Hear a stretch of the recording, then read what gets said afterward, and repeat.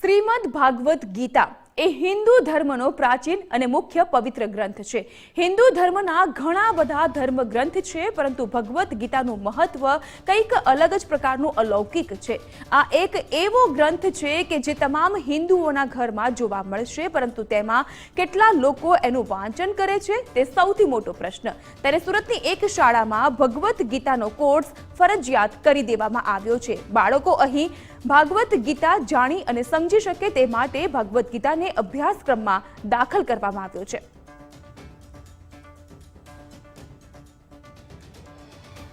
અનેક વિદ્વાનો કહે છે કે ભગવત ગીતા એ જીવન જીવવા માટેની મેન્યુઅલ છે, તેથી જ ભગવત ગીતા વાંચવી અને જીવનમાં ઉતારવી ખૂબ જરૂરી। તો ભગવત ગીતાનો અભ્યાસક્રમમાં દાખલ કરવાની ઉમરાણ ઉઠી છે, ત્યારે સુરતની શાળા વન્ડરફુલ એકેડમી દ્વારા ધોરણ 1 થી 8ના બાળકો માટે ભગવત ગીતાનો અભ્યાસક્રમમાં સમાવેશ કરવામાં આવ્યો છે। ગીતા થકીથી બાળકોના જીવનનું ઘડતર કરવા સાથે સનાતન ધર્મ વિશે બાળકો જાણી શકે તે માટે શાળામાં અભ્યાસક્રમ તરીકે ગીતા ભણાવવામાં આવશે।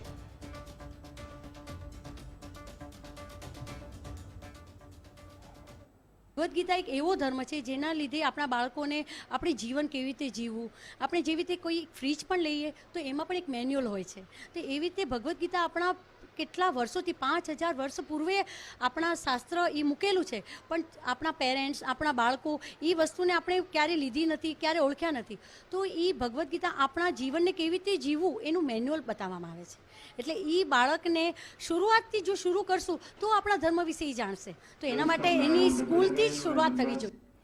તો વન્ડરફુલ એકેડમી દ્વારા શાળામાં બાળકોને ગીતાના પાઠ શીખવવાની શરૂઆત કરી દેવામાં આવી છે, ત્યારે બાળકોમાં પણ એક અનેરો ઉત્સાહ જોવા મળ્યો। બાળકો ગીતાના પાઠ શીખીને ખુશખુશાલ જોવા મળ્યા હતા। જ્યારે પણ લેક્ચર આવે ત્યારે શિક્ષિકા દ્વારા તેમને 2 થી 3 જેટલા શ્લોક શીખવાડવામાં આવે છે। આ શ્લોક શીખવામાં બાળકોને ખૂબ જ મજા પડી રહી છે। અભ્યાસની સાથોસાથ બાળકોમાં સંસ્કારનું સિંચન પણ હવે થઈ રહ્યું છે। ભગવદ્ ગીતામાં 2-3 શ્લોક શીખડાવ્યા ને આખા સ્કૂલમાં મેમ આવી છે, બહુ મસ્તીની એ શીખડાવે છે।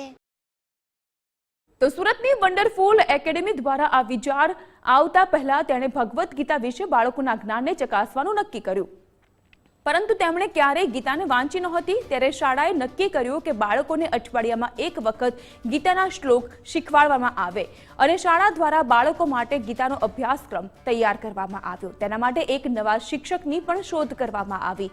હવે આગામી દિવસોમાં બાળકો ગીતાના શ્લોક કડકડાટ બોલતા નજરે પડશે।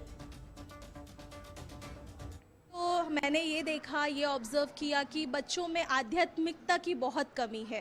वो खुद के बारे में और इस ज़िंदगी की सच्चाइयों के बारे में जानते ही नहीं है। तो वो चीज़ उनको सिखाने के लिए और उनमें आध्यात्म का भाव जगाने के लिए हमने सोचा और कि हम ये भगवत गीता का अध्ययन हमारे स्कूल में स्टार्ट करवाते हैं। हफ्ते में 1 दिन हर एक बच्चा भगवत गीता का नॉलेज गेन करेगा। મારા બાળકોમાં સંસ્કારનું સિંચન કરવાનો આ એક નવો અભિગમ ખરેખર સરાહનીય છે, કારણ કે જે વ્યક્તિ ગીતાને જીવનમાં ઉતારે છે તે વ્યક્તિનું સમગ્ર જીવન ધન્ય બની જાય છે। હવે આગામી દિવસોમાં સુરતની શાળામાંથી ગીતાના સાર સાથે બાળકો પોતાનું ભાવિ ઘડશે। શાળા દ્વારા બાળકોના ઉજ્જવળ ભાવિ માટે આ ખાસ એક આયોજન કરાયું।